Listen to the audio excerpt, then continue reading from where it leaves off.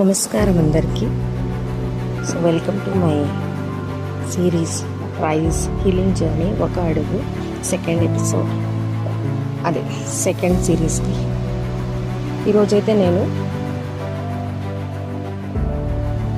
Change, నిన్ను నువ్వు మార్చుకోవాలి. ఎందుకోసము? ఇతరులు సంతోషపడతారని.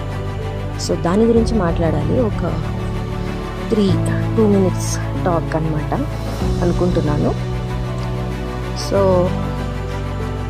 నువ్వు అనుకుంటున్నావు నువ్వు రైట్ అని, కానీ అందరూ నిన్ను బ్లేమ్ చేస్తున్నారు.